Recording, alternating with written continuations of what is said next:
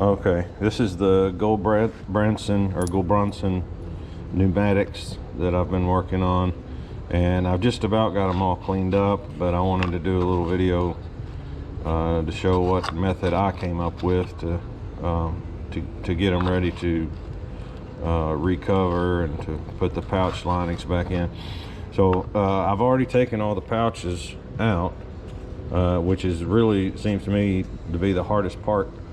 But the method I came up with was an 1.25" hole saw, and I file the outside down where there's no offset or there's no set in the teeth. And then I'll go in with this and carefully remove the glue down to the material. And once I just begin to touch the material, then I've made this tool, which is just a piece of walnut I turned and drilled a hole in it, put a bolt to chuck it in the drill, and I turned it down to 1.5 inches, and I put adhesive back 80 grit sandpaper, and I'll go down in here and sand carefully until I sand through the material around the edge.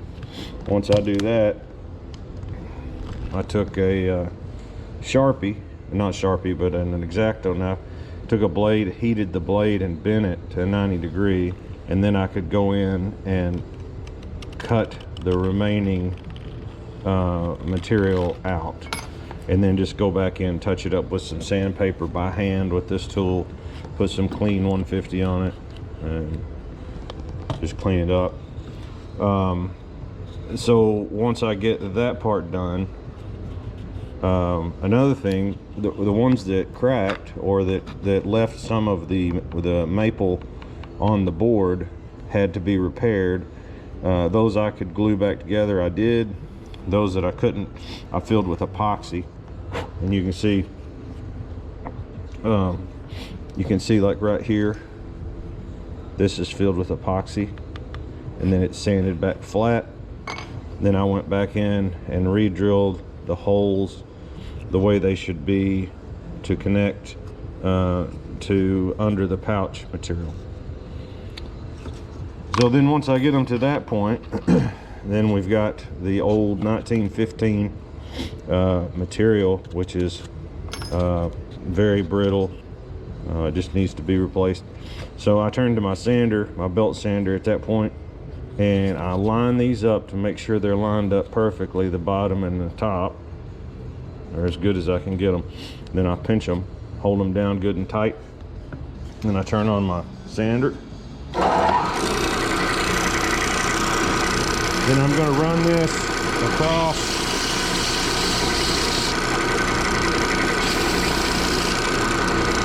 just enough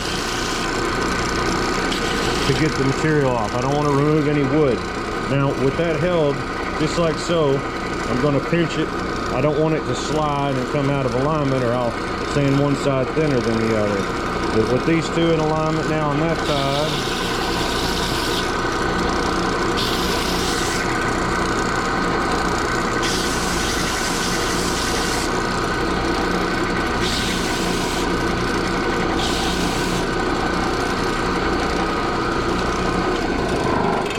okay, so I've sanded those two sides off, and I try not to remove any material as far as the wood goes. Once I've gotten it to that part, let's see, I usually use a X-Acto knife for this, but I don't have the blade in, and for the sake of time I'll just use a razor blade.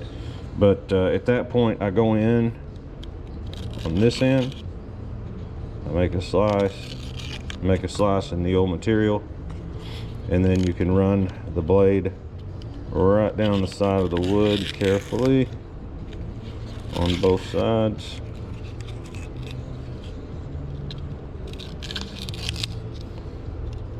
Okay.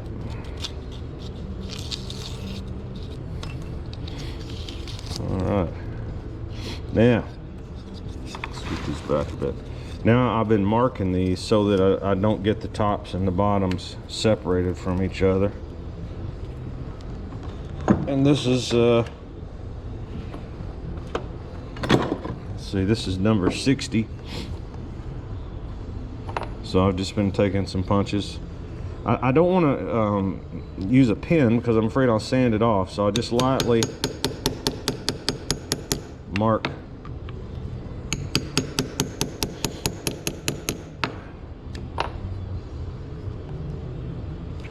this way. If I sand them, this number should still be there. Okay, now from that point we have the hinge material that's in here that looks, from what I'm reading, it looks like maybe pillow ticking might be the best replacement for this material. That's what I've ordered, and I'm going to try that and see. But once I've got it marked, I'm going to separate. I'm going to pull the hinge off, throw the old hinge material away, and then I'm going to come back over to my sander again. Now this part I have to be extremely careful, and you'd probably be better off to use a guide to hold it 90 degrees. But I'm just very carefully making sure I hold this at 90 degrees, or these sides at 90 degrees to the wheel.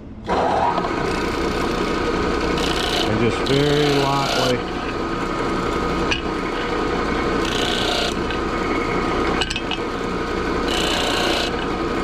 and there we go.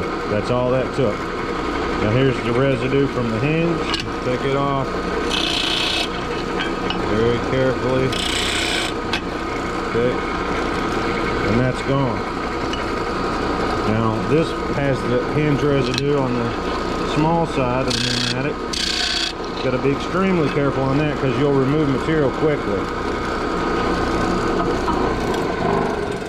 Okay, so now the only thing left is this part here and here, and the best thing I have found is I'll just chuck this up in my cheap old wood vise that I got here, but it does the job.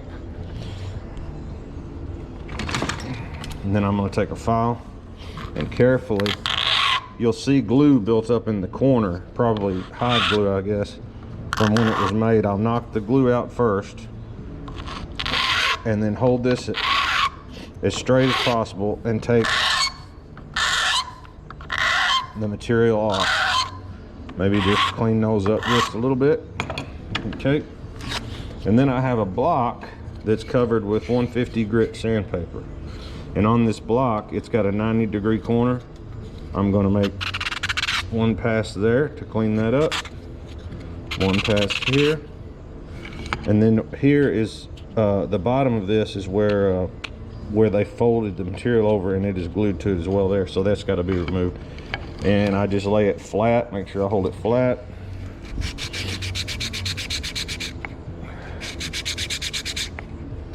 And it sands off relatively easily. All right, now you can go back, you can you know, take a little sandpaper, and if you've got any black left, carefully, you know, knock it off. But be very careful to do that because you want a good flat surface here to glue to. I very rarely do it. If I've got a good glue surface, I haven't been doing it. Now, I'm not a professional at this, but this is just what seems to be working for me. If any of you, you know, see something I'm doing majorly wrong here, let me know. But as far as I know, this is ready to recover unless I decide to replace this felt, which I probably should. But it's still there, so I may not, but I don't know. But that takes this part to the point that it is ready to cover. Now there's 88 of these total on this particular piano, so it's quite a bit of work, but we're getting there. Then this will go back like so. The way I've been punching it, my numbers go right together. That helps me remember. Then also, before you start doing this, get a measurement of what this should be open. This one is supposed to be 1 1/4 inch open, but if you cut all these apart and you lose that and you don't have that information, you won't know how to put it back together or how wide to make your fabric. But anyway, that's what I found out, so seems to be working for me. Have a good day.